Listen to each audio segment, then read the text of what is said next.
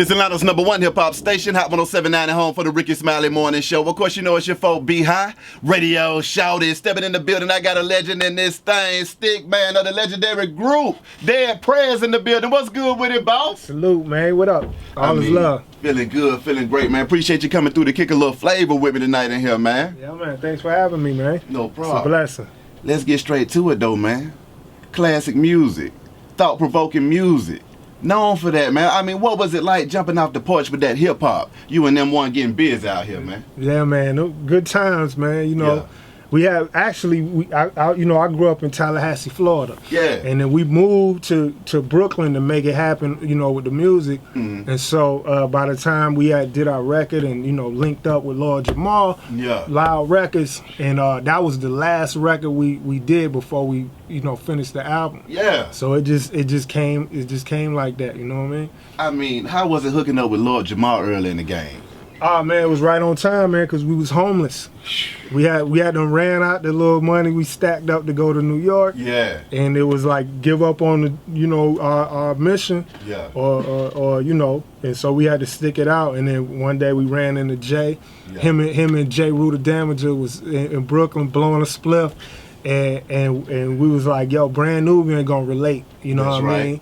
And sure enough, man, he was like, come to the studio, and we started working on music and connected the dots. So that was divine, When it comes to making thought-provoking music, I mean, y'all get busy with that. What was it that made y'all choose that lane to go down? Because a lot of folks, they'll go pop, they might go street, they might go gangster. Yeah. But as far as having something that's thought-provoking, that's a little edgy, really, in hip-hop sometimes, especially at that time also. Yeah, we just follow what we had to say, man. That's just the experiences we've been through. It touched on a lot of different things. Like we've been through just loving hip hop and the parties. You know what I mean? We done seen the streets. We done been involved in losing people in the families. Crack epidemic hit the block. Yeah. But we also got hip to the Black Panther Party, and we started looking at back in the 90s and whatnot, police was shooting us just like they doing now. And so all them things, teenagers just coming in, the knowledge of self, that was our unique voice, you know what I mean? So we ain't really know what genre or what to put it in, you know what I mean? We just wanted to come with some real, and we felt like that was the only record we was gonna ever get to make, so we wanted to be 1,000% real, That's cool. I mean, first album, Let's Get Free. Yep. What was it like getting together, putting that thing out? Oh man, it was like I said, it was a lot of years. That one, the first album that you make, it be your whole life. Story. You know what I mean? So we, our goals with that was to create our own sound. You know what I mean? To the soundscape. Where we come from, our tempo, our pace. That's right. At that time, a lot of stuff was the club, the shiny suit, or whatever, and we enjoyed that. But our space was something slightly different. That's you know right. what I mean? So we wanted to have an album that we felt like was well rounded as far as our lifestyle, and so there's stuff about education and training and diet and psychology and what I mean, the dope game and just everything that was the holistic picture. A lot of times people tell you about the dope game, but they don't tell you the whole picture. Exactly. Or they tell you about the party, but they don't tell you the whole when you go wake up tomorrow. You know what I mean? And now it's back to work. You know what I mean? So we just wanted to be holistic. Sounds like propaganda, man. Still relevant to this day though. And see, that's one thing about it. When you get in there and you make that honest music, a lot of time it's also timeless music. Yeah. What was it that made y'all say, you know what, how do you feel with some of that music still being relevant today when you spoke about it back then and it's still going on today? Yeah, man. I don't take no credit for that because it was timeless as we was learning it and speaking. Our condition as people been what it's been for the longest, man. So the fact that it's just if more of us spoke about the real it'll seem like everybody's prophetic. Yep. You know what I mean? Yep. But we cause life's so real, a lot of times we use our art to escape. You know what I mean? We don't want to hear about the bills and all that. When we out, we trying to get away from that. Exactly. So we create fantasy music, to help us kind of cope. That's right. You know what I mean? And that's cool, but sometimes, you got to Curtis Mayfield that thing. Exactly, because like I tell folks all the time, when it comes to conscious music, that is the music that gets you through a bad day. When you get in your car, you don't feel like shining because you might not have been shining that day. You see what I'm saying? You might have been struggling that day, and you want to get in the car and have somebody relate to that struggle with you. Right. Now, I mean, revolutionary but gangster at the same time, though. I mean, tell me about that angle in that album. Yeah, well, okay, so we did Let's Get Free, and then, we like I said, we thought that was it, kamikaze. Yeah. And but then it was like we had opportunity, we had a lot of success, a lot of touring, and we started looking at how the label basically was gearing us towards the skateboard, the European market, what I mean, and not they was like this, y'all too heavy for the hood. And when it came time to use the marketing dollars, they would be like, nah, you can't go to, DC and certain places. They want us to go to Middle America and London and whatever. And so we was like, we had to take control of our brand and let you know where we came from. Exactly. So Revolutionary But Gangster was like the prequel to Let's Get Free. You know what I mean? It was like, what was we doing before we got politicized? And how did, what was the situation, circumstances that made us go towards wanting freedom. You know what I mean? So we had to show like that came out of our reality in the street. Exactly. That came out of our response to the dope gang. You know what I mean? That came out of, families and substance abuse and all the shit that we was just basically dealing with. You know what I mean? Right. Revolutionary But Gangster was basically a way for us to connect with people who live in that them two worlds. Yeah. You know what I mean? Like I'm dealing with everyday reality, but I want change. That's right. You know what I mean? So that RBG, Red, Black, Green, Revolutionary But Gangster, Real Black Girls, it just made sense. How did you feel when you looked up and the label was trying to force y'all to go Middle America with the music, and you thinking, no, I'm making this as medicine for these people to receive? Yeah. Well, you gotta be responsible to own your own stuff. Yeah. And when you using other systems and networks, you know what I mean, you're gonna have to learn how to play chess, or it's just gonna be friction. So we was just young and trying to get off the street, you know what I mean, we made that compromise as an opportunity, but then when we was in there, we had to fight, you know what I mean, and we had to, so we would see what they were doing and we would choose certain marketing, you know what I mean, certain things. That's why we came up with the bandana that was red, black, and green, because it speaks for itself. Exactly. You know what I mean? If you from where we from, that say everything it need to say. That's right. You can send us to, Ivory League, whatever, but that flag gonna speak for itself. So we just learned, it taught us how to use the system, pimp the system. Yeah. You know what I mean? And then, but also invest in our own equipment, our own studios, our own label, our own publishing, and we navigated that, I mean, another banger though, that Hell Yeah. I mean, break that one down to me though, Stic. Yeah, man, Hell Yeah was that was a blessing. We was again telling our story, you know what I mean, so people know where the politic come from. And Hell Yeah was just about everyday, hustles and trying to make a living, like below working class. You know what I mean? Can't even work, can't even get no job. What you call it, below working class? I don't know. The broke class, the poverty line, whatever. These was our realities, and those we wanted to make little vignettes, right? Of different days, different scenarios, and things you do to try to stay, keep eating, keep a little bit of money in your pocket. So we did that record. It was fun. We had it's probably 6 verses that ain't even make it, because we had two. We was like, we telling too much, man. They gonna they gonna get a file, but and then the blessing came too, because a friend of ours, Dream Hampton, she's a writer, she had some of our demos, our pre versions of that song. Yeah. And she worked with Jay-Z, so she was playing it one day. And he was like, "Yo, who is that? What is that?" And then he was like, "Yo, you think they'll want me to get on that?" And then she was like, she was like, "I don't know," you know what I mean? But of course, you know, we got big respect for him, and so he asked to get on it, and you know, did the remix, and you know, it was love too. He didn't charge nothing. Did it on the love, and that helped us get out of our contract and pimp the system. So that's cold. It was that's good cold stuff right there. Yeah. How important do you feel like it's important? Well, how important is it, do you feel like it's for us to have knowledge of ourselves? Because a lot of times, you know, people, they know what they see on TV, and they really don't know the history. They don't know where they come from. They don't know where the power really comes from behind being a African American in America. How important is that for people to be aware of that? I mean, our ancestors carved it in stone 4,000 years ago. It said, "Man, know thyself." You know what I mean? And you know, that's the point.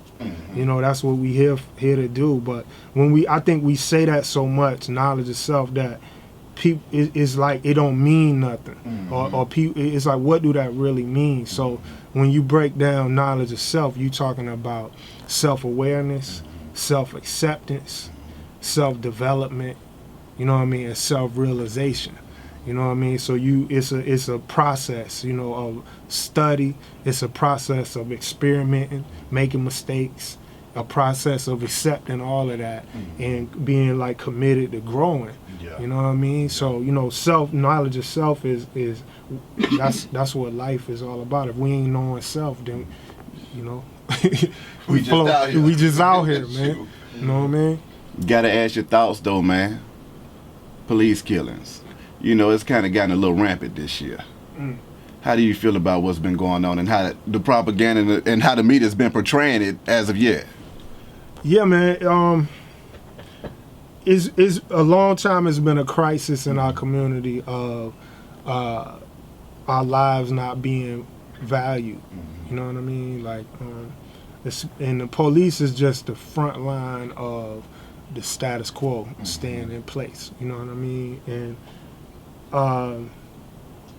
too many families, too many moms, too many people that lost their children, you know what I mean, unarmed, and just, it's beyond even an epidemic, you know what I mean, it's a war, you know what I mean, it's an outright war, and it's the lack of organization in our own community that allows that to keep happening, you know what I mean. It's one thing to say, you know, we know it's terrorism coming from the police force on our people, but it continues to happen because, you know, of the disunity and the disorganization. So I think for me, for a long time, you know, we've been trying to do proactive things, you know, to help bring about organization and unity and self-defense and value, you know, in the community.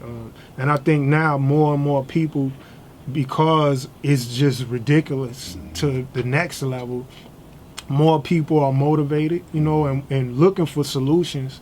And it's a complex issue. So, but the first thing is we got to care.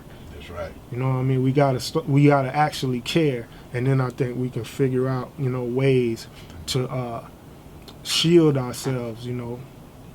So we working on it. On the 20th anniversary of the Million Man March, I mean, how did you feel about the 10-10-15, man? Well, you know, I've been kind of like learning from brothers and sisters who like are knee deep in it. Yeah. You know what I mean? I didn't stay too right up on it. You know what I mean? To say I'm in support of the, you know, the justice or else. I think that we have to be the or else. You know what I mean? And I think because we know ain't no justice, so you know, whatever the or else is what we gonna do. Yeah. And I think it's not about just reacting to tragedies. You know what I mean? But it's putting movements in place that prevent things like that. You know what I mean? Case in point, a lot of the work I do is around holistic health and well-being, right? And I feel like that's the front lines. And, you know, we talk about the police murders, right? You know, and for however many of us have lost our lives from police, thousands and thousands more we lose our lives from diabetes and hamburgers and cigarettes and lifestyle choices. Right now, I don't want to belittle, anything that we doing to get the police off us, because that's absolutely necessary and that's all right. But what I want to say, if we saying Black Lives Matter, right, then the lives matter. It don't matter if it's the police or the McDonald's or or the cool cigarette. You know what I mean? If Black Lives Matter, then let's start acting like our lives matter and be the kings and the G's that we was born to be and the queens that we was born to be. I can definitely dig it. I mean, the Workout album though. Tell me about it. I mean, back on my regimen, blood pumping, man. Tell me about that right there. Yeah, man. The Workout album for me is definitely a paradigm shift. You know what I mean? I've been through a whole lot in with that Prez and traveling and learning and just trying to grow. You know what I mean? And having the opportunity to focus on my growth, being an artist. You know what I mean? Everybody don't have that time. You know what I mean? And I learned that some of the things that I was feeling, some of the things that I was saying and the way I was going about it as a teenager was teenage shit. You know what I mean? And as I grow, I've been in the game about 20 years almost, you know what I mean? Became a father, business owner, you know what I mean? Just looking at the evidence of certain theories, you know what I mean? It was time for me to shift focus, you know what I mean? I feel like we hold a lot of frustration, a lot of stress, a lot of anger, and that poisons the person that's carrying that around. You know what I mean? So I believe that we have to have a healthy way to fight. You know what I mean? A way that don't poison us while we pushing and fighting for justice and, changing our lives for the better. And so for me, I found out holistic health is a great way to balance that energy. You know what I mean? And so that the workout came out of just my everyday lifestyle, how I learned how to manage stress through training. You know what I mean? And I became a certified long distance running coach, and just, just that balance, where I know I could do some qigong, I can meditate, you know what I mean? I can eat certain things and I won't have this issue. I put down the liquor, put down even the weed, you know what I mean? I ain't got nothing against weed per se, but for me, I just knew I had to have self-control. Exactly. Enough to grow and like that. So the workout, I call it fit hop music. You know what I mean? The combination of training music and our hip hop culture, holistic wellness, and I'm working on Workout 2 now as well. So it's been good, man. Debuted #1 on Apple, iTunes, on the fitness charts. That's cold. And I've been traveling and performing. And I mean, what is it like performing the Workout album though? Turned up, man. You lose a few calories. Exactly. Yeah, man. Speaking of performing, I mean, I know y'all toured the world, man. What was it like going around singing y'all song and spreading that message? Man, we've been blessed, you know what I mean, to just get to people in places that we never thought, like we had a #1 song. Food, Clothes, and Shelter was the #1 song in a place called Croatia. Out of all the places on the planet. I done got, tattoos by the Maori people in New Zealand. That's crazy. That bump our stuff and pop. You know what I mean? And they out in the forest. Just Cuba. We did the first hip hop concert in Cuba. We did the first hip hop concert in South Africa. And we ain't like we old school. So to be the first to go to these places is just saying where hip-hop has been, you know what I mean, where it need to go, you know what I mean? But yeah, man, we did I'm an African in Johannesburg, bruh.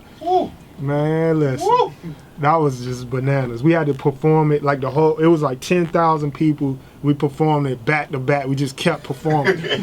I'm an African.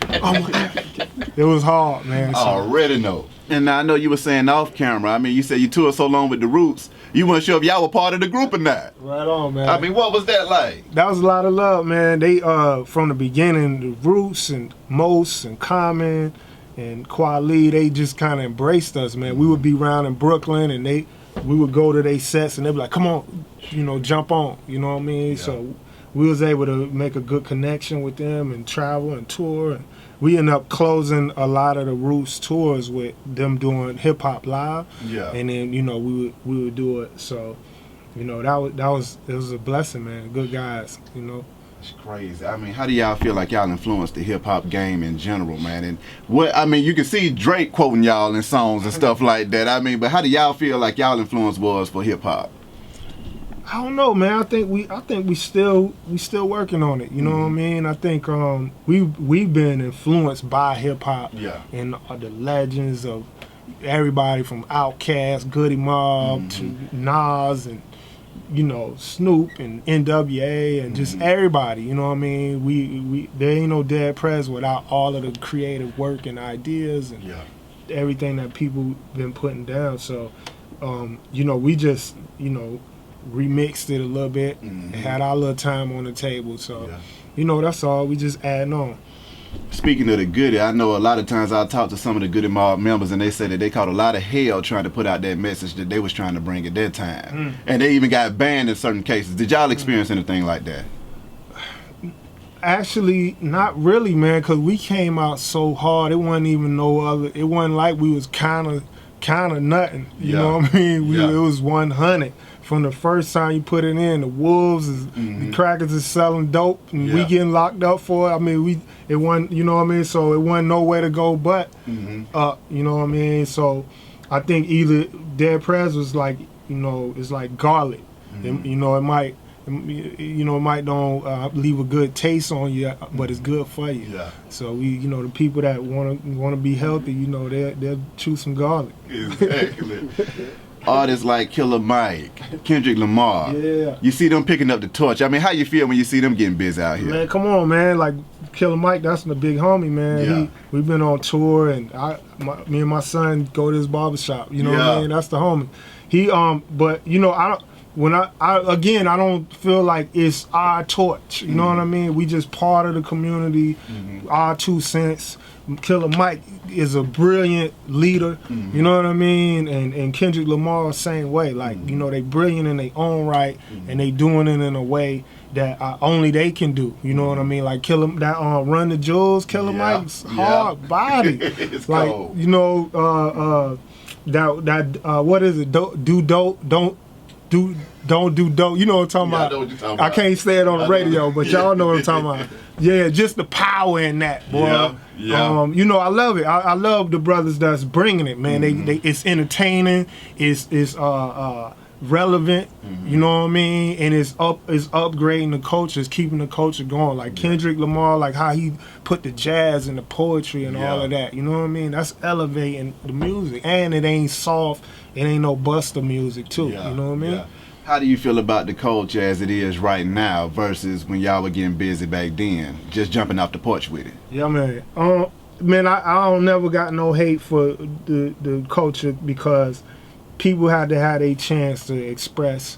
You know what I mean? Like I could easily be, you know, you get a little older and you start talking bad and down on the young boys or whatever. But you know, off the mic, you know what I mean, man to man, there's conversations I would have, you know, to try to encourage some real G shit, you know.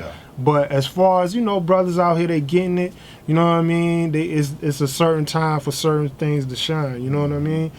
I do think there's a lack of manhood in the music, you know what I mean? I think it's a lot. Where do you feel like that stems from, though? It's lack of manhood in the house. You know what I mean? Like, you know, lack of understanding what manhood is really about. That's right. So that we attribute it to, you know, the external pursuit of happiness through things. You know what I mean? And like, you know, the quality of manhood is not about the external like that. It's about handling your business, being able to have certain things that you want. You know what I mean? But that don't define your manhood. You know, that's just a part of being a man. Is, you know, being able to take care of business. Exactly. You know what I mean? But I think today we hide in it. We feel like if I got money, then no other parts of my character don't matter. You know what I mean? Why? Because people gonna do what I say because I got the money, I got the spotlight. That's right. And that just make the culture weak over time in general. So if I could say anything constructive is that, you know, there definitely need to be men on the mic. Mm-hmm. You know what I mean? And I don't care how old you is. You know, if you know, bring your wisdom. You know what I mean, to the mic. You know, in our African cultures and in the tradition, you couldn't even speak for the community till you got a certain age. That's right. Till you put in certain work. Mm-hmm. Now anybody could say whatever they want to say and be repping the culture. That's right. So I feel like for the young brothers, man, the cookie cut sound like everybody else gonna play out. So I would say, you know, figure out what's unique about your experience and how it can be valuable to the community, and you'll have a longer career. Mm-hmm. You know what I mean? And that quick money. Yeah. You know what that quick money gets you. Exactly. You know what I mean? So, you know, let's think long term. Mm-hmm. Timeless. Back to the music though. The producers, because the tracks that y'all picked for a lot of them songs were going crazy. How did y'all go about doing that, picking the production and the creative process behind it? Yeah, well, most of the people that we work with, you know, been the homies from, like Tahir, is, you know, he been my boy. I know him longer than M1. Yeah. You know, and he's nice with it. He first taught me how to use the ASR 10, and Yeah. so he always would just have tracks, and he had a certain sound that you can't get from nowhere else. Mm-hmm. He did I'm an African. He did Be Healthy. Mm-hmm. You know, he did Day Schools. You know, he just real versatile. You know. So we just people, we didn't look for like big names or whatever because to be eating up the budget. Mm-hmm. You know what I mean? We just work with people that we know. That's right. dope. You know what I mean? And you know, I think that's how we maintain a distinct sound. Yeah. You know what I mean? Not chasing after what somebody else doing, but bringing our little flavor. That's right. 2012, y'all hit us with that information age. Yeah.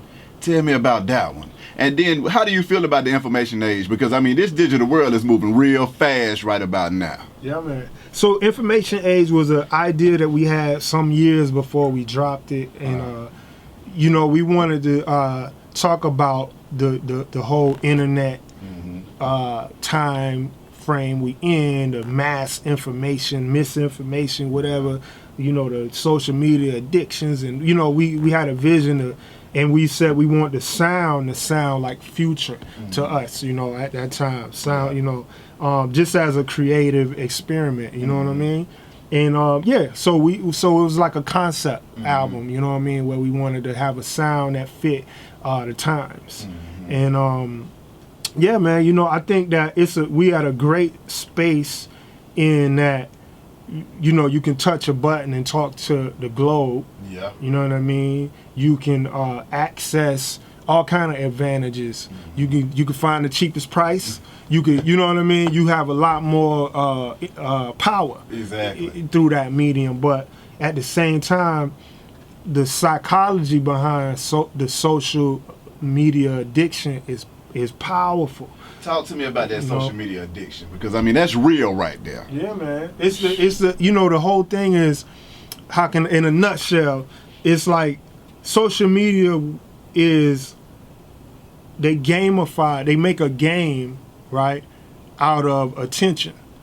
You know what I mean? So how many likes, whatever, and all of these is things that we programmed as human beings to we're very susceptible to that, you know what I mean? And so they made a video game of it called Your Page. You know what I mean? And you don't realize you playing video games all day, but it's like, let me see what else, you know, gonna come up.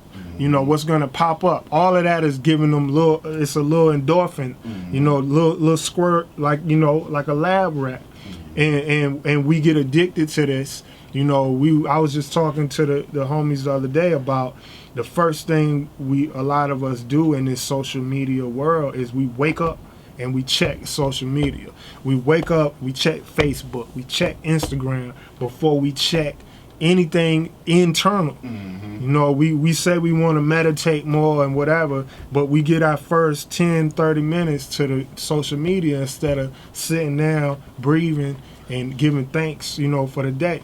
And we got the time. It's just priorities is the issue. So, but it's not a judgment, but it's more a statement of, these companies have invested billions of dollars in researching human behavior and creating these systems. You know what I mean? So that you paying attention, so that you can be sold things and controlled consumer wise. So it's our job to just know what the game is, and create buffers. You know what I mean? Meditate first before you do anything else. Give thanks, meditate, get your, tune into your internet, you know what I mean? And then use it to network, you know what I mean? Use it as part of your business. Use it to, have community through a digital space. But just, always pimp the system. Don't let the system pimp you. How important do you feel like it is for us to own content, the music and stuff like that? Oh, yeah. I just did a conference with at the A3C Festival with attorney, a good friend of mine, DJ Mix, who started InstantRecordLabel.com, and we were talking about empowering artists and ownership, and a lot of us get into the game but don't understand the game. It's like you wouldn't go play ball and you don't know which direction the goal is and what's a foul and whatever. You got to learn the game, and then you practice the game, and then you play the game, then you win the game. So with the artists, we have to have that same mentality of learning the game. And what you said, like ownership, for example, we was just talking about copyrights, and a lot of people don't realize it's money sitting in BMI and ASCAP that's unclaimed because we don't know that side of the copyright. You know what I mean? You got mechanical royalties, you got performance royalties, you got synchronization royalties. All it is study. Go back to knowledge, you know what I mean? So I did a book that I wrote, The Art of MC, and I touched on some of the business. And just always creating things for empowerment, man. Whatever. MC mean move the crowd. So, whatever, through the music, through the mic, through the word, through the life. What is the reception to the information when you hit folks with it, though? Because are people really picking this up, taking heed and applying it, or is it just going over their heads? Because, when we say own content, in this digital land, we giving music away for free. Yeah. Folks don't even understand that, if you just sold 10,000 of them, you better off than you was yesterday. Already. And understanding that, things change. Like we have to adapt. Like when we came in the game, you was getting record deals, and it wasn't even no MP3s. It wasn't, CD was new when we came in the game. So we had our first joint on tape, Yeah. But now the whole landscape has changed. It's put a lot through Pro Tools and Logic. That put a lot of the means of production in the hands of the people. And then the internet put the distribution in the hands of the people, right? So the whole reality of what record deals and record careers used to be has totally revolutionized. Like a revolution has happened in technology, right? So we have to adapt, in terms of understanding, like, well, how do we create value in this market? And you know what? Music, selling songs is not the only way to monetize your brand and what you're doing. In fact, the music has become more of the door. It opens the door. You know what I'm saying? But see, that's why the OGs, they already had the science, because, for example, touring, like you can't download my tour. No. You know what I mean? But if you ain't got no live show, you ain't got no tour money. So you have to work on that craft. You can't download a t-shirt. No. You know what I mean? You gotta make me want to wear the Wu-Tang flag. That's right. It gotta mean something. You know what I mean? It gotta be about something. It gotta be hustle gang over everything. That's right. You know what I mean? That way it's a lifestyle. Tupac said, "A dead people need a lifestyle," and that's the key to marketing anything, man. So it ain't just about selling units, right? But it's about representing lifestyles, and that's how we give value to people, and that's how we monetize what we're doing at the same time. How many artists have you came across in the game that have told you that their Prez is what they listen to and got them motivated and fired up to get in the game? Yeah, man, that's a good feeling, man. Yeah. I was just, a case in point, I was in Germany somewhere, right? Yeah. And MOP was out there. And that's the big homies, right? Mm-hmm. So I was talking to Fame, and he was telling me, he was like, yo, I follow you online, man. And he was like, yo, man, I done lost 20-something pounds. I started eating my salads and my nuts. And he was like, you don't know, a nigga be listening, man. But you know what I mean? And I was like, yeah, man. Yeah. You know, that's what I'm talking about. Exactly. That, that's worth more than a Grammy and anything else, is that we appreciating each other. Cause I take little Fame and you know they music go to the gym with me. That's right. You know what I mean? And I understand the energy, and we need that. You know what I mean? And it's good for him to be able to receive, you know, what I'm doing and what we doing too. You know. Already. What's next for you though, Stic.man? Man. What's next, man? I'm just giving thanks that I just became a second-time father. Congratulations. So give thanks, man. What's up?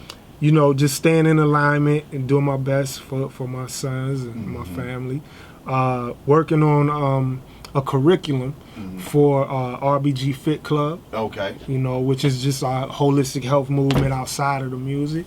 And we have a nice online curriculum that is going to be our like a university for wellness. Yeah. You know, like a dojo for well-being online. So we're gonna launch the first session in January 2016. Okay. And so I'm just every day, you know, creating the classes and That's right. working through it, man. So with my wife, and so you know, things of that nature. I'm working on Workout 2, and I got a single that's gonna be dropping soon that was a remix actually for Workout 2. Yeah. Produced by Music Man Ty from Swiss Beats Crew. Okay. And it's called We Run These Streets. Yeah. And it's just, I was celebrating becoming a running coach, and so I wanted to do some long distance, you know what I mean, on it. So that's coming soon, man. I can dig it. How can folks get in contact with you?